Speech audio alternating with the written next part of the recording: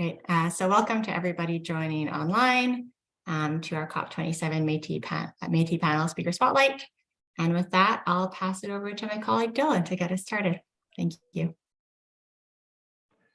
Hello, everyone. My name is Dylan, pronouns he, him, and I have the honor of working for the Métis Nation of Alberta in the Environment and Climate Change Department with Ali. I'm excited to introduce our panelists today, but before I do, I want to give a brief explainer on what COP27 is, the conference they all attended and are going to speak about. COP stands for Conference of the Parties, and the Climate COP isn't the only conference, but it is the most famous. COP is the supreme decision-making body of an international convention, the UNFCCC, or United Nations Framework Convention on Climate Change, convention ratified by all 194 countries recognized by the UN. The very first year COP was held was in Berlin in 1994. The Kyoto Protocol was signed in 1997 in Japan, and the Paris Accord was signed in 2015 in France, where leaders agreed to limit warming to 1.5 degrees Celsius. This year, COP27 was held in Sharm el-Sheikh, Egypt. Many, including myself, are frustrated that the COP summits have not yet brought about the reduction in global carbon emissions necessary to keep warming below 1.5 degrees Celsius as agreed upon in Paris. Though there were not any binding agreements made this time, there were positive outcomes. The most publicized positive outcome of COP27 was an agreement to create a global loss and damage fund that will transfer aid from wealthy nations to poorer nations stricken by climate disaster. The Loss and Damage Fund has been a demand of poorer nations for decades and will attempt to address aspects of climate injustice. Poor countries that have done little to cause the climate crisis are suffering its worst impacts, while wealthy countries most responsible have also benefited the most economically from industrial development and have the most money to insulate themselves. Though not addressed by this fund, a similar dynamic plays out within wealthy countries like Canada, where many Indigenous peoples are the most vulnerable to the impacts of climate change. I think of the multitude of wildfires and floods that have afflicted so many in Canada over the last few years. Our three panelists today were all at COP27 in Egypt, during what I imagine was an absolute whirlwind 2 weeks. They attended as part of the first Métis delegation to ever attend a climate COP. President Cassidy Caron is a Métis woman with roots in the historic Métis communities of Batoche and St. Louis, Saskatchewan. She grew up closely connected to her Métis traditions, heritage, and culture, and is driven by her family and community values of respect, honesty, collaboration, and responsibility. Cassidy is the first elected woman to hold the office of President of the Métis National Council. President Caron, thank you so much for being here. Erin Myers represents the Métis Nation through her role as the Director of Environment, Climate Change, and Emergency Management for the Métis National Council. Her role as Director is to advocate nationally and internationally for the inclusion of the Métis in program and policy development to ensure that the Métis Nation has an active role in environment and emergency management dialogues and to support members in advancing their environment priorities. Jennifer Philippou holds a Master of Science in Climate Change Impacts, Adaptation and Mitigation from the University of Copenhagen and continues to explore the relationship between society and the environment as an engagement coordinator and policy analyst in the Environment and Climate Change Department of the Métis Nation of Alberta. She works on a variety of programs and initiatives that aim to address environmental concerns of Métis citizens in Alberta and promote sustainability in ways that ensure Métis traditional knowledge and practices are preserved. Welcome to all of our panelists. And don't worry, we have no expectations that you will solve climate change for us here today. Rather, we wanted to give you the opportunity to reflect on what it was like to be there in Sharm el-Sheikh in the midst of those negotiations as representatives of the Métis Nation. So to begin, would you each briefly share what your role and goal was at COP27? President Caron, I invite you to begin. Thank you, Dylan. Tansei Kioao, hello everybody. It's such an honor and a privilege to have this opportunity in this space to speak with all of you. And I know it's being recorded to be disseminated even further. To have this opportunity to really unpack some of the work that the Métis National Council and our governing members across the Métis Nation homeland are doing with regard to climate change and utilizing spaces and opportunities such as COP to really have our voice heard. And so I'm grateful for this opportunity to be able to share some of the work that we are doing, really encourage as many Métis folks as possible to continue this work, find ways for you to be involved in this space, to have your voice heard so that we can continue to fight the climate crisis, which is something that we absolutely need to do and are on a very tight timeline to do so. So this was the first time that I attended COP. I was only there for a really brief amount of time. I think I was there only about 5 days, unfortunately.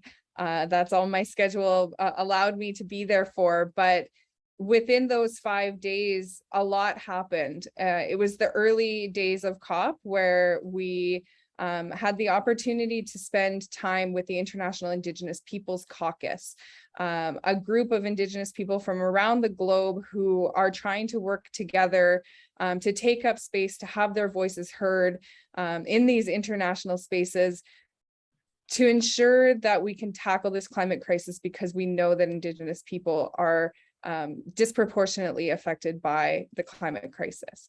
So we spent our first couple of days at the Indigenous Peoples Caucus, International Indigenous Peoples Caucus, building relationships, sharing resources, talking about different ideas, identifying where the critical conversations at COP were going to be had and how we would insert our perspectives as Indigenous people into that international space, which is so massive, and a space that is not built or designed for Indigenous people. So really my goal for being at COP was to do what we could to be able to not necessarily infiltrate the space that was not designed for us, but kind of do that, to support the Métis Nation's perspectives to be heard within this space, but also to build relationships and support our Indigenous brothers and sisters from across the globe to be able to do so as well, because climate change is not an issue that only impacts Métis people. It impacts all Indigenous peoples. It impacts everybody across the globe. It's something that we do need to be working on together. COP is the space for us to come together with that direct focus on the conversations on how we can tackle this climate crisis together. So some broad goals, some general goals, but mainly to ensure that Métis perspectives are heard, to build relationships, and to continue carving out spaces for us in those places that aren't designed for us.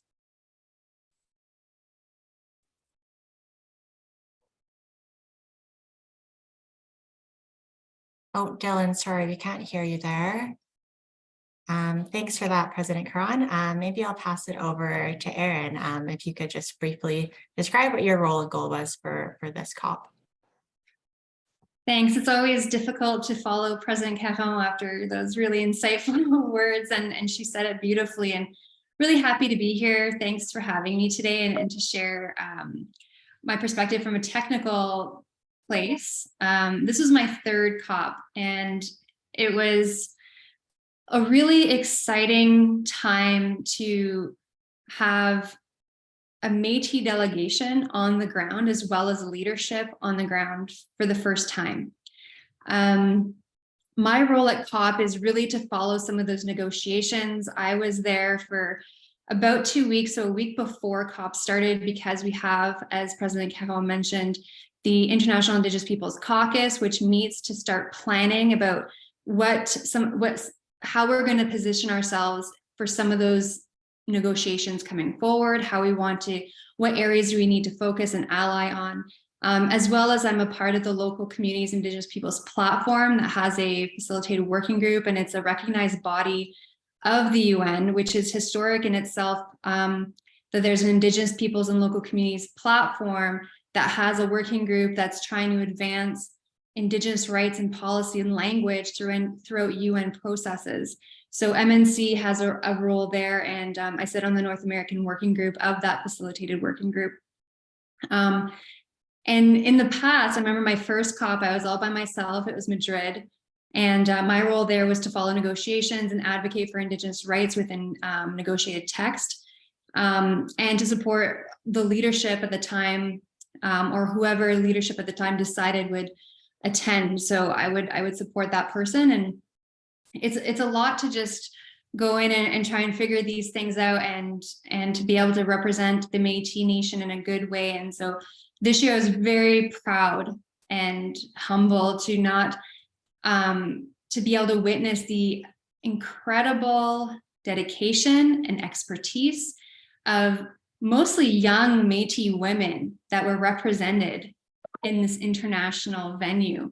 I've heard comments, you know, I've made some friends over the years, and the only time we see each other at COPs, and these are from Indigenous folks from all over the world, and they were very impressed. And I keep getting comments of how impressive the Métis delegation was at COP this year, and how they had a strong voice, and how they were there to really build partnerships and friendships and allyship with everybody. And so that really warmed my heart.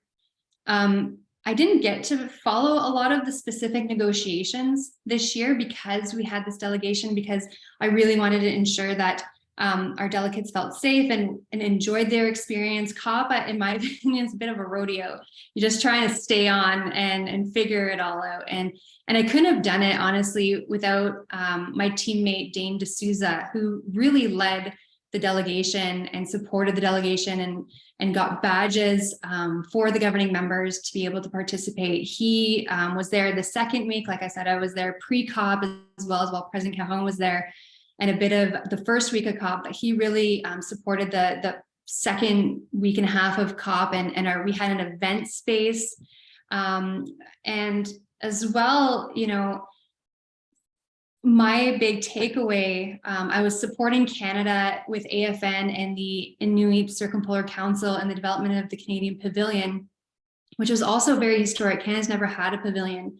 And for those that don't know, a pavilion is a place where countries create this space to showcase the work that those countries are doing. And so it's kind of like the world comes together in this huge convention center, and they all have their country pavilions there. And you can go in and there's events, and you can learn and, you know, share.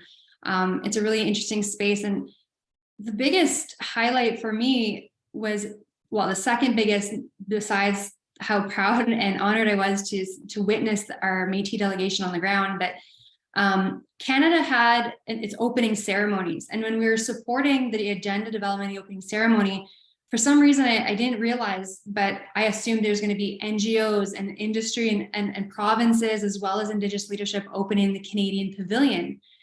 And when we got there, it was just Indigenous leaders opening the pavilion in the ceremony, and they were all women. And to me, I was just so proud, like, to just witness, one, that Canada had a pavilion to showcase the work that Canada is doing, and two, their opening ceremonies were only inclusive of Indigenous peoples, and them all being Indigenous women. And so I think that was really powerful for me. And I guess, sorry, I'm going on a bit of a tangent, but my role there is also to keep Canada accountable. You know, it's one thing for Canada to go out and say, you know, we're supporting Indigenous rights, we are supporting this work, you know, we want to support other Indigenous peoples internationally, which the MNC 100% supports. But Canada also has to walk the talk and be able to support the nations here in Canada by advancing the Métis Nation's priorities and leadership and resilience in this climate work, and not just climate, but on the conservation work too. As some of you know, the UN climate COP, or conservation biodiversity COP, is on right now in Montreal. And these are two areas that we don't see as separate. They're holistically intertwined.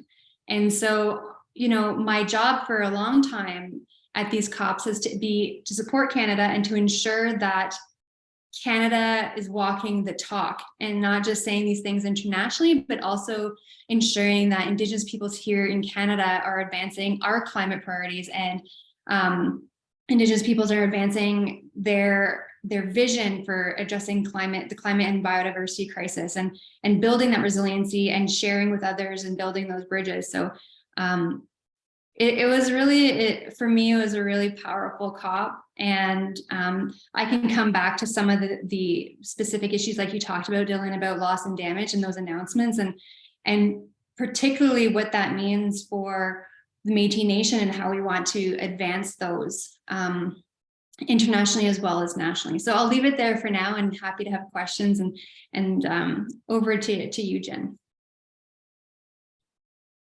Thank you, Erin. It's so nice to see all the people's little names, and hello to everyone that's here. My name's Jen. I work with the Métis Nation of Alberta. So my role at COP was really to represent the MNA and Métis people in Alberta at this really large international conference. So my main goals while I was there were to make those connections and friendships like Erin mentioned, and just share a lot of the good work that Métis people and the Métis Nation of Alberta and MNC are doing, and in the climate and environment space, and also to learn from other people and other Indigenous nations and people, especially was top of my priority, and see how we can learn from each other and bring those lessons back home once we come back, and how we can serve our people better because of those things. And another main goal of mine was to really bring Métis people into as many conversations as I could. Always be bringing it up in all the panels that we were at, in all of the things that we attended, and draw attention to the connection of Indigenous people and the land, like Erin just mentioned, how they're not separate, and how we view Mother Earth. And it's not us and then Mother Earth, it's all one big integrated system, and how we need to take that message and push that forward. And that's really where we're going to find the solutions to tackle the climate crisis and the biodiversity crisis that we're in. And really, yeah, keep leaders and keep industry and NGOs and everyone accountable, and keeping in mind that Indigenous people and have had these solutions and have a lot of answers already, and we need to be included and valued in those. So yeah, that was kind of my main goals. Thanks, Dylan.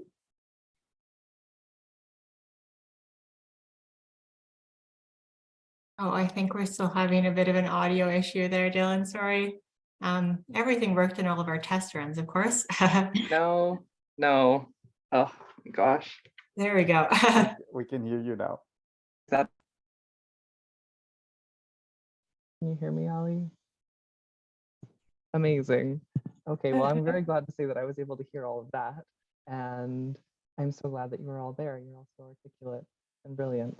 And it strikes me that reading news reports about COP, there's a lot that we hear about the agreement that was made, or the outcomes, or what nation states are doing, our leaders are doing, and we often don't hear what is like to be there on the ground, and the important work of building relationships and holding Canada accountable. And I'm curious if you could expand a little more on some of the relationships that you built, and if there's any in particular that were quite valuable for you. So, sorry, was that for me? Okay, great. Yeah, I'm in trying to think about the things that were most important for me to do there. Relationships was almost number one. We all know, and we've experienced over the last number of years where we've been impacted by the pandemic, and it's separated us. It's created this opportunity for us to come together in virtual spaces, but it doesn't replicate the opportunities and the meaningful spaces of coming together in person and building relationships. That's, I think, one of the most important outcomes of attending COP, is being able to come together with this one focus.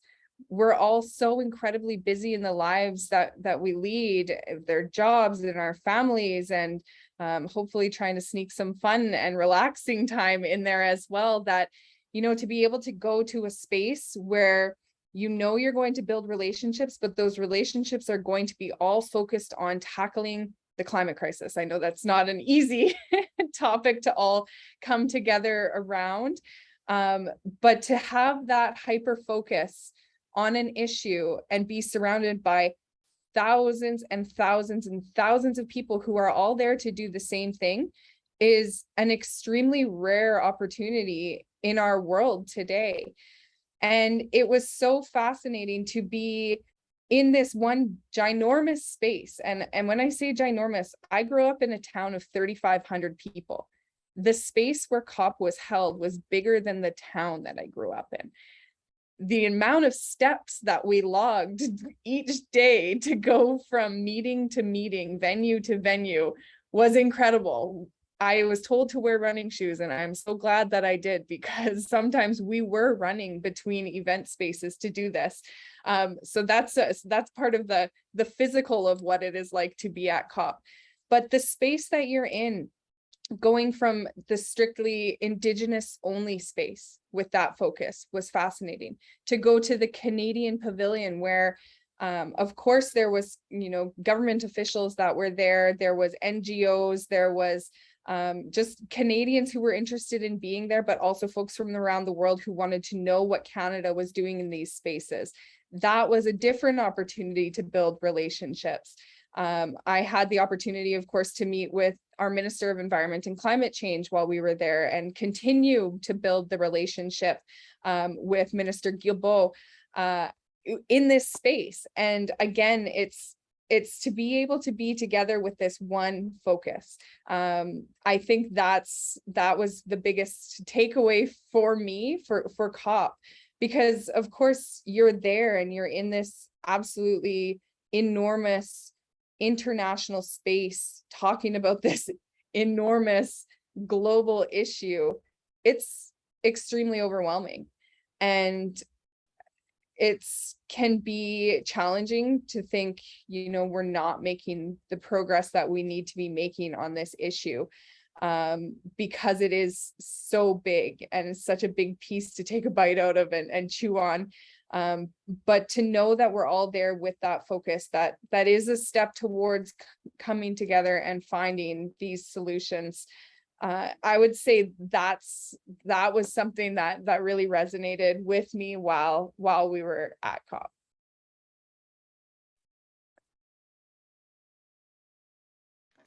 Thank you. Do you have anything to add about that? Sorry, did you pass it to me, Dylan? Yeah, I was just, is it really hard to hear me? A little bit, but I think it's okay. We can be. Sorry, I'll try and speak louder. I was just saying, is there anything you wanted to add about that, about relationship building? Yeah, and I think, there is quite a bit, and for good reason. There's criticism, of course, of sending all these people all around the world, the GHG emissions just from getting people to and from COP, the impact on community of building such a venue to host 45,000 people for these meetings on climate. So I can understand the criticism for sure. However, I think my response to that criticism is that really the way to move the needle on climate is to be able to have these conversations, to be able to be present. This was a COP that had the record number of Indigenous participants at COP. And when you have Indigenous peoples on the ground advocating, protesting in some cases, and ensuring that they're in the negotiations, in events, they're kind of hard to ignore, where some nations would really like to ignore Indigenous peoples and their rights. But when you're there in person, when you're having side conversations in a hallway or a corridor, when you're meeting with the ambassador of climate, when you're meeting with ministers, when you're talking with your negotiators and you're pushing that agenda, pushing Indigenous rights language and being visible on the ground, Indigenous peoples cannot be ignored. And so if we didn't have venues like this, where Indigenous peoples from all over the world can come together and feel safe to come together because they have their allies and partners with them, some communities are facing extreme violence because their lands are being taken from them today, like extreme violence and oppression, Indigenous peoples. And so when they come to these events, some of them are actually risking their lives or risking jail time just for coming and being there, but they see it as worthwhile because they're going to be building that momentum with other Indigenous partners to make a difference. And so that can't be done via Zoom calls to try and fix this issue we're dealing with. These spaces, and there's elders that are coming there, they've been coming there since the very first COP, because they see it as so important that Indigenous voices in this space is so important. And so for me, I'm always so taken back by the passion, the people who come from all, like the Pacific Islanders that come from all like very far distances to have their voices heard. And to me, that's the importance of this type of gathering. It's the negotiations, because we have to deal with where we're at and can't do it as single nations. We have to find common ground to do it together. The UN process, like any government process, is so bureaucratic. Like it reminds me of trying to deal with Canada and the bureaucratic processes we deal with, but now at an international level. And when you have issues like the war in Ukraine, inflation, Europe having to deal with Russia and their energy, like people are wanting to put a pause on their climate commitments because of other things. And I'm not saying that these other things aren't important, but there's always going to be something else for countries to try and get out of their climate commitments. And so by Indigenous peoples and others being there and reminding and showcasing why this work is important, I mean, this is how we're going to move it. This is how we're going to find, move that needle on climate action and reduce climate impact. So I think, to me, like President Caron mentioned, like that partnership is critical, and you can only do that in person together, like listening to those stories. And at one point I was like, almost like, it's emotional too. They're big days, they're long days. And when you're sitting and connecting with Indigenous peoples and listening to their stories, it's emotional, like it really hits a heart place. And, on the opening ceremonies of the Indigenous Peoples Pavilion, they have their own pavilion, the 7 regions had somebody represent, and the song and the ceremonies that were coming out were just so powerful, and it was moving. And, I think that, to me, is why this work is so important, because it's not just reducing GHGs. It's about rights. It's about people, community, and family. It's about, the realities of some of these communities are going to be displaced. We're past that point now, where now communities are going to be displaced. And this is what this loss and damage support is going to try and address. And that is incredibly, incredibly heartbreaking, So it's like, at least we can come together and support each other, and that's what it kind of feels. And I was telling some of the delegates that, this is my 3rd COP, as mentioned, and it kind of feels like you come back and it's a bit of a reunion, like a family community reunion. You see some of the similar faces and same folks, and it's a very interesting, powerful time. So my comments, just to some of maybe the criticism of why COP's important, to me this year, I really could see how important it really is, especially for Indigenous peoples. So I'll just leave it there. I'll pass it to you, Jen. Thanks, Erin. It's so tough following both of you, because I echo everything you're saying. I completely agree with all of those things. And for me, I studied climate change. I did my master's in it. So I was integrated and learned all of the technical nitty-gritty stuff. And then, so I learned about COP and the process of COP and what it is, but from an outsider perspective. So this was my first time actually being on the ground. And when you're outside looking in, you are just getting, everything from Twitter and the news, and you're hearing it filter through a lot of other people's opinions. And it's really hard to actually understand what's going on there and what it really feels like. And a lot of the biggest thing I learned from being there is what is filtered through to you is a lot of the frustration, a lot of the negative stuff, which is very fair and very valid. I'm frustrated as well, but they aren't going to share all the connections like we've been talking about, and that it does feel like a family coming together, sharing the incredible things that they've done over the past year, and then coming back and getting to support each other and raise our voices together. And that's, I think, so important as Indigenous people from all around the world to come in. And when we sing and when we raise our voices and we're loud, they can't ignore us in that space. So it's really important for us to come and be loud and be also just integrated into this beast that is COP. And that's the platform we're working with. It's definitely imperfect, but that's what we're working with right now. And so I think because that's what we have, it's the best that we've got right now.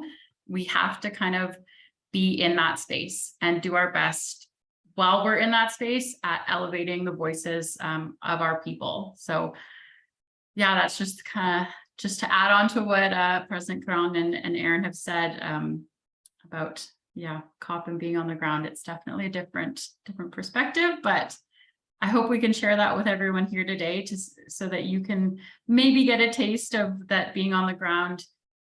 It does have its positive moments, and I hope you guys know that we're all working really hard to represent you while we're there.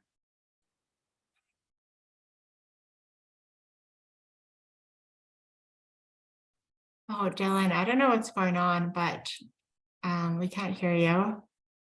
Sorry. So is that better? Yeah. Okay, it's like I have to unplug and plug my microphone back in every time. I was just saying that it's so valuable for me to hear the amount of emotional, like the amount of work that went in and the labor that goes into being there, and what a roller coaster it is in some ways, of both like very positive experience, but then also the feeling of frustration and all of the emotions. And thank you for sharing the heart space. It really helps us understand a little bit more about what it was like to be there. And now I just want to ask, in having returned, having come back from that place, President Caron and Erin, as representatives of the Métis National Council, what are the goals for the MNC on climate action, and what did you learn at COP that will propel your work? So great question, because the work doesn't end just because that COP is over. I won't speak for Erin, but a large portion of her job is already to prepare for the next COP. And like she says, she sits on the different working groups for Indigenous peoples to make sure that we're already working towards next year to continue to have our voices heard in these spaces, to continue holding our country accountable, continue holding those global spaces accountable. For the Métis National Council, we don't deliver programs and services. We're here to support and amplify the voices of our Métis governments, including the Métis Nation of Alberta. We recognize that, as Métis people, we are in a really unique position of being able to combine our deeply held connection to the land with our really distinct history of adaptation and resiliency. Those are all things that we need to draw on those strengths as we move forward in trying to tackle this climate crisis. A large part of the work that I now do here in the nation's capital, here in Ottawa, is continuing to hold the government accountable while continuing to show them that we want to do this work in partnership with them. Same as when we were at COP, we recognize that not just one group of people is going to have the solutions to the climate crisis. We all need to work together on it. The climate crisis affects Canada as a whole. We need to work together on it. So showing the government of Canada the areas where we can partner to come up with the solutions to climate change to meet the goals that we have for ourselves as a country. The Métis Nation wants to be a partner in that. So that's some of the work that we're doing. We need to ensure that our voices are heard, so that the solutions that Canada is bringing, not only to the table here in our country, but at the global stage, are ones that aren't going to affect our people in a negative way. They need to make sense for Métis people, and they need to be, in most cases, led by the peoples of these lands. And so we need to continue fighting for those spaces to be heard. we are really working towards the implementation of the United Nations Declarations of the Rights of Indigenous Peoples. It has been affirmed that Indigenous peoples have rights. The United Nations Declaration of the Rights of Indigenous Peoples is one of those mechanisms, those tools, those declarations that is not separate from the work that was happening at COP. We needed to be there to make sure that Indigenous rights were at the forefront of every conversation. Here in Canada, again, you know, we need to be able to have the conversations with the folks that are at the decision-making tables to make sure that the Métis specific lands that we have an inherent right to use and protect and be in relationship with are going to be protected. We might not have those lands within our own grasp right now, but we will be working towards that in the future so that we can raise our families on these lands. And right now, what we need to do is make sure that those lands will be protected so that we can have those lands, that our families will be on those lands and growing up connected to the lands that our ancestors grew up on. And so there's a lot that's a broad goal for the Métis National Council. The biggest thing that we will be doing moving forward is coming up with a Métis Nation climate action strategy. I might not have those words specifically correct, and Erin can correct me, but to be able to bring together all of the knowledge and the resources from across the Métis Nation to work towards the solutions for climate change, what we can do as a Métis Nation to tackle the climate crisis. So it's a huge piece of work. It's ongoing. It doesn't just happen here and there when these big events happen. It is ongoing. We have resources that we're directly putting towards already for next year, and just really working to make sure that that our lands will be protected.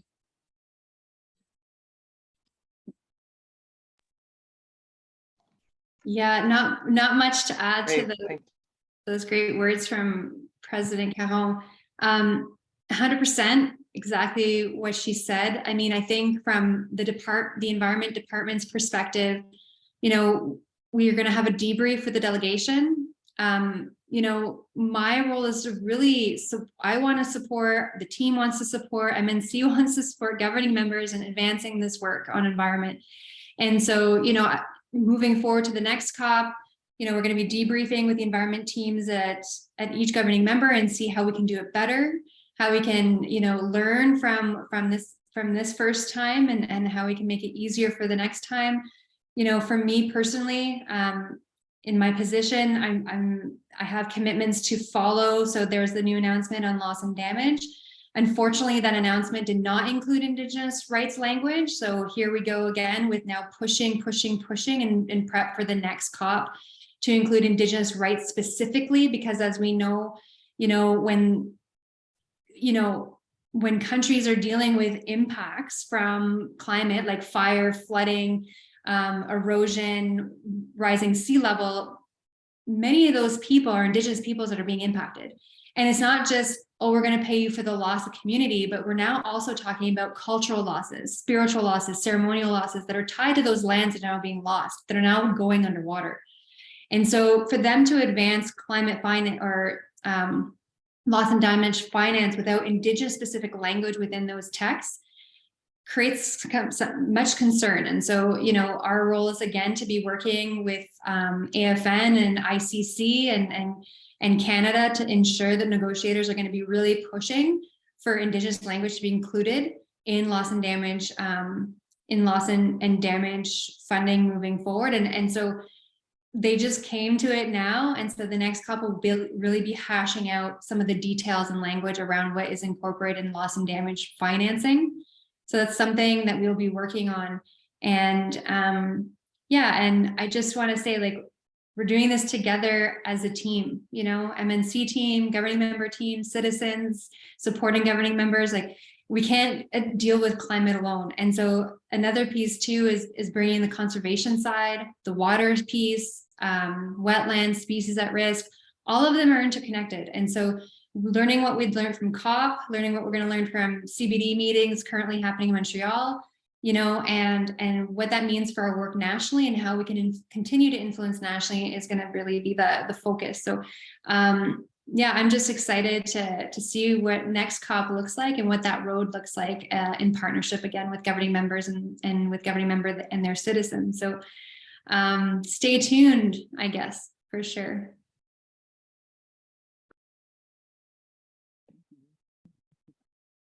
Jen, what do you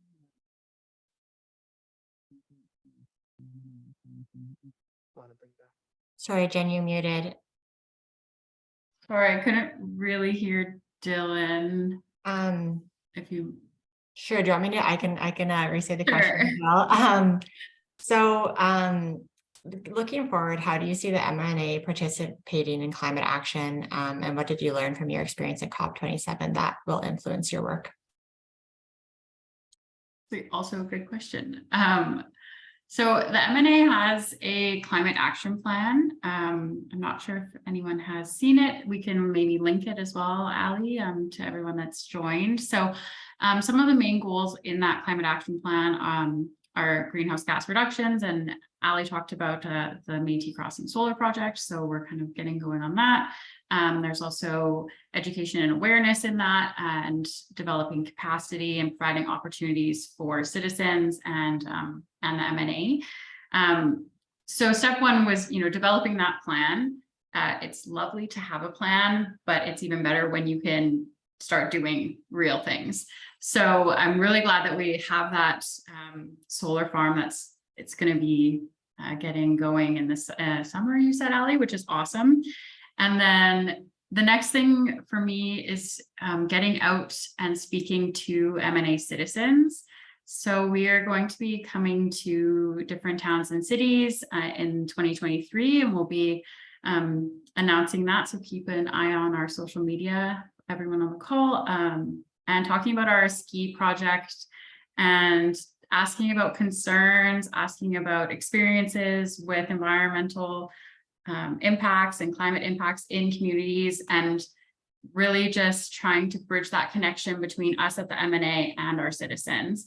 And we really want to move forward together. Everything that we do is to support our citizens. And so we can't do that without hearing your voices. So that would be a main thing, is coming out and really gaining all of those perspectives, and then pulling that information back and figuring out how can we support, what can we actually do with the help of MNC going and advocating to Canada. We then can come and offer the programs to the citizens and try and tailor those to what the concerns are and that we're seeing out in Alberta for us specifically. So we're a pretty new department. So it's great that we have the plan, and now hopefully in the next few years we can get some initiatives going. And then, not that we don't have initiatives going now, we do. But from what I learned and what I want to bring, I'm really passionate about this topic and really putting Indigenous people at the forefront of the climate change conversation. So I really just want to let that kind of, the fire that was ignited at COP, and let that passion come forward and just put that at the forefront of all of the projects that we're going to be doing, and bringing our citizens to the forefront and your perspectives and your experiences, and making sure that we're really supporting, especially as we are going to see a lot more impacts, I think, in Alberta. And we've already seen fires and floods, etc. So how we can bring that, the citizens and the connection with land and those experiences into our programs is going to be kind of my main goal, and what I see the MNA doing moving forward in climate action. Thank you all. We have just 9 minutes left now, and want to make sure that we have room to ask some questions from folks who are listening. I just want to first say that in terms of feeling hope, in terms of Métis-led climate action, like, I feel very, very glad that all three of you were at that COP after hearing you speak. In terms of questions from our audience, Ali has just sent me a few here, and one of them was, are there any specific initiatives or ideas presented at COP that really caught the attention of any of you, and why? And that is open to anybody to take.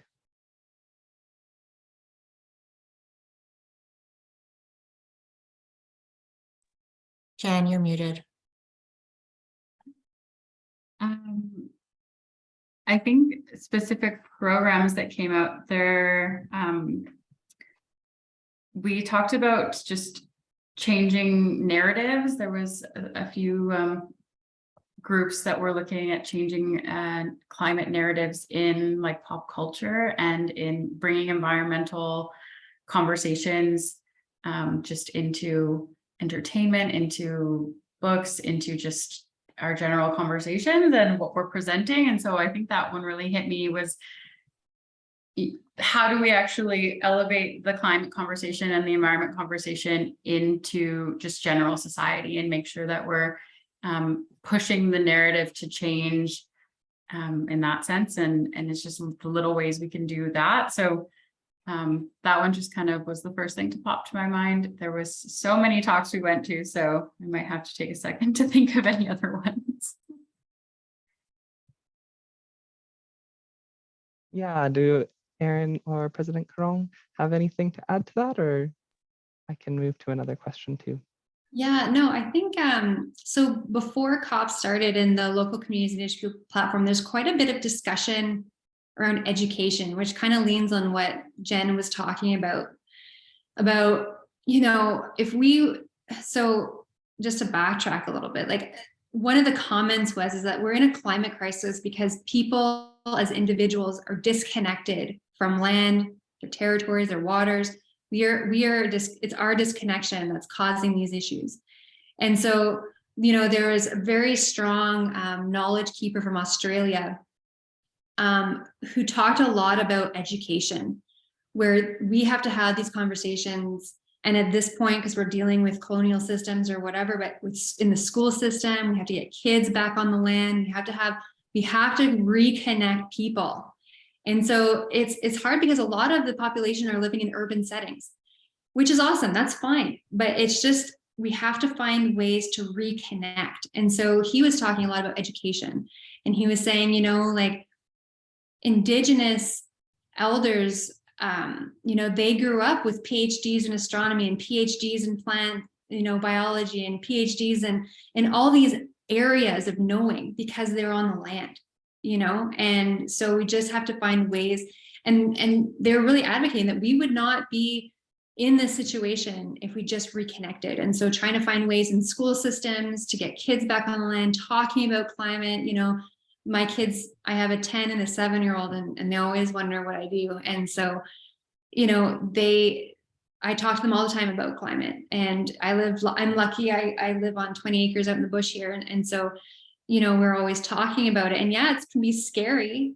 You know, kids can get scared. Like my son the other day was like, I think the world's in a bad place.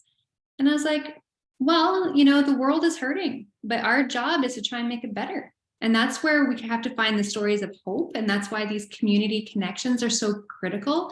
Because when you realize you're not doing it by yourself, and you realize you're in partnership with a variety of people who care really hard, then it's hopeful. And so I think it's that reconnecting and building programs around that connection. I know M&A's done so much good work, you know, through community-based monitoring and your plant monitoring and medicine monitoring. Like M&A is doing such good things, and so are the other governing members, about getting people back on the land. And so I think that, to me, when this Indigenous elder spoke from Australia about education, it really hit me a lot, because I have 2 kids in elementary school. And so I think that's one thing that we could start talking about and focusing on, is how we get education and climate in that dialogue. So, President?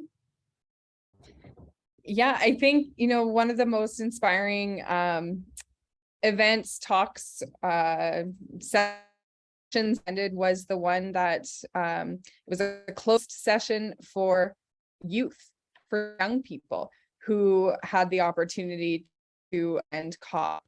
And in the same way that I always want to advocate for taking up spaces as Indigenous people, I think, the climate crisis conversation needs to include voices of young people, because we know that every decision that is being made today, of course, is going to impact everybody that's living right now, but really it's our next generations that are going to take on the mess that we leave for them, and they need to be involved in the solutions that are being developed today.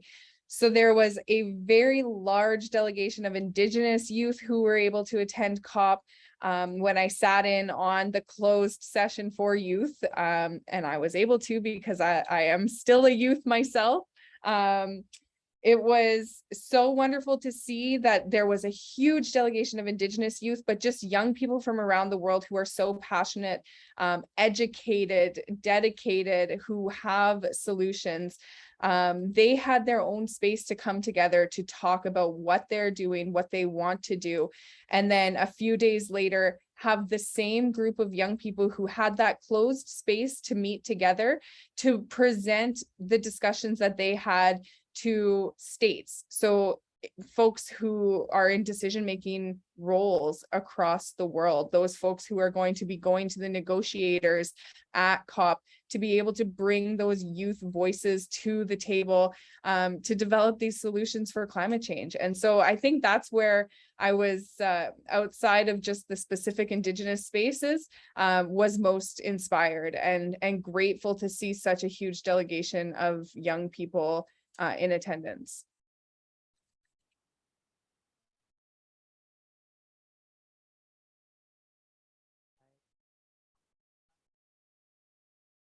Sorry, Dylan, it's not working again. But I think he was about to say that we're just thank you to all of our panelists and for all those answers. So great to hear about what it was actually like on the ground at COP. We hear things in the media and on the news, and to actually have representation there is so valuable. So thank you so much for speaking to your experience and for being there and promoting Métis-led climate action. Thank you for all the participants who joined the session today and everybody who will watch online after. Sorry we didn't get a chance to address all the questions in the chat. I know I could have this conversation go on forever, but I respect people have to get back to work or on with their day. And thank you to Dylan for moderating the session. And yeah, for everybody being here. I hope we can continue this conversation and the work we all do. And stay tuned. We're hoping to continue these types of speaker spotlights on an ongoing basis and talk more things related to sustainability and climate. So thanks again for everybody being here today, and have a great rest of your day. Thank you so much. Thank you. Thank you. Everybody. Thank you.